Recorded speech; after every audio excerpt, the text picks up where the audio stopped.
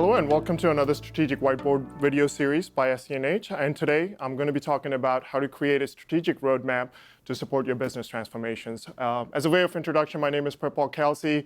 I've been advising the Office of the CFO for finance transformations for past 15 years. And as I've been doing this, there are a couple of things that I've come to appreciate. Most commonly, that in reality, when you start executing on no matter how big or small the plans are, reality is always way more complex than anything you can anticipate while you're planning. In addition, recognize that when you're talking about transformations, you're really talking about changing your processes, and change is a common theme that's involved there, and change is very hard to adopt. So change management is always a key component of your planning. So as I talk about creating a strategic roadmap with this nice infographic behind me in my pink shirt and my scarf, keep in mind some fundamental ground rules as you go through it so that you can ensure success. So the objective is simply to follow best practices to accommodate your business transformations. What do you start from a business transformation with? One of the things I tell everyone is, well, first and foremost, you've got to understand what you're starting with, so what your current state processes are. And as you're thinking about what you have as a current state process, think about not necessarily what your processes are, but why they are what they are, because very often people take everything for face value. They assume it because they may have introduced to something that already existed, and they just sort of adopted knowing that that's the normal function of business as it is. But when you're thinking about transformations, it's very important to understand why those processes were made to be the way they are. Was it a limitation of systems at the time? Was it a limitation of your organization's ability to support more complex processes? Once you understand those, I'll call it reasons behind what your processes are, you're going to have invaluable information that you need to keep in mind as you start outlining the execution plan and vision for the future. So once you have that appreciation, make sure you're doing it in a disciplined fashion and you're documenting those processes so that you can always reference back to it as a discipline. Once you understand your current state processes and why they are the way they are, you can then unleash your creative thought process, and you can bring in your innovative team, you can bring in your stakeholders, you can bring in your end users that are going to be impacted by this business transformation, and really start conversations about setting the vision for what the to-be future state processes ought to be, right? And in this process, you're not necessarily going to hold yourself back from what you used to. You're going to try to stay away from any biases from current state processes, and you're really going to start looking at what the organization needs from a strategic objective standpoint and some fundamental rules to keep in mind as you set that vision for the future.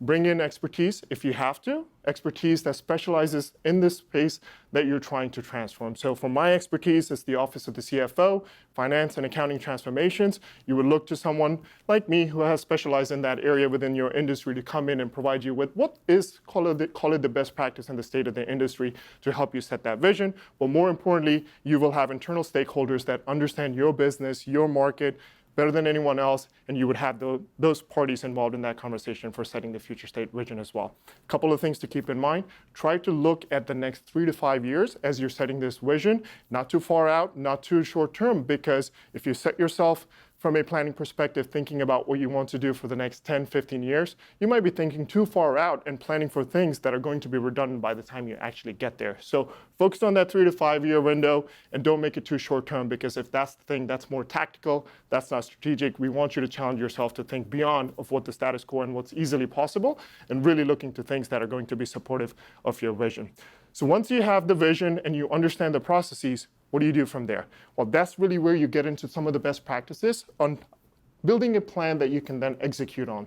As you're building the plans, once again, some key things to keep in mind. I talked about change and change being hard. Remember, your organization will have the ability to adopt change at a different level than others, because depending on how many times you've done transformations, how many times you've subject your business processes and users to adopt new processes, will kind of dictate how much they can adopt change on a go-forward basis. So as you think about new processes and build plans, recognize a few different things. Recognize where you have the major gaps and focus on things that are more important to the business. So an audit deficiency takes a higher priority than, let's say, a cool dashboard that's valuable and important and you may want as part of your transformation, but not necessarily before you address that audit deficiency. That's a component that you should be building into your execution plans. And another thing to keep in mind is when you're executing on plans, you're asking your organization to change and adopt change, and their ability to adopt change may vary. So follow the path of what I call maturity. There's a nice infographic like a walker, and slow yourself down because like I said, in reality, things are always more complex. And even as you keep this planning in mind and try to keep things simple, reality will make everything more complex. But keep in mind, as long as you're persistent, as long as you have disciplined conversations to continue to march towards where you're trying to get to, slowly but surely through path of maturity, you will be able to accommodate full maturity to the transformations that you're trying to accommodate.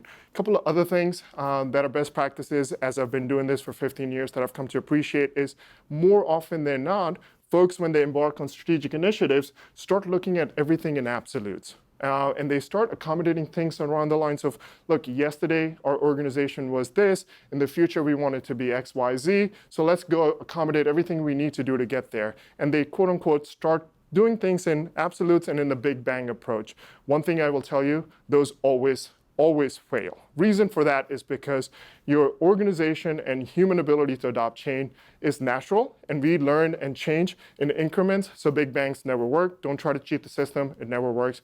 Follow what I will call is the 80-20 rule, which is once you understand what it is that you're trying to do as the first priority on your path to maturity, you're focusing on things that address 80 to 90% of your needs because the complexity is going to lie in that 20 to 10%. That is something that you want to accommodate, but something that you should try to accommodate later in the process versus right from the get-go.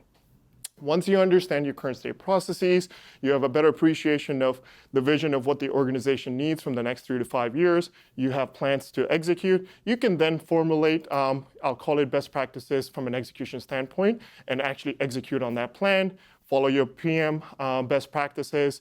But as you do that, remember a few different things that we've mentioned as part of this video. Anticipate curveballs because they're going to happen, and anticipate in reality your simple plans that may have accommodated a lot of subject to change as you go through it are going to continue to need to change because you're going to learn things as you execute the plan that you wouldn't have been able to anticipate when you first built those plans. So be flexible, be agile, assume change so that when change happens, when you're going through your plan, you're able to anticipate it, react to it, mitigate it as best as possible, but not be surprised by it. If this was helpful, please contact myself or one of my team members from the contact information that's on the page below. And we would love to explore more ideas and thoughts on how SC&H and my team has helped organizations just like yourself go through pretty holistic transformations, whether those be transformations around data analytics, whether those be transformations around Office of the CFO for Finance or accounting. We would love to engage in those conversations and see where we could be helpful. Thank you.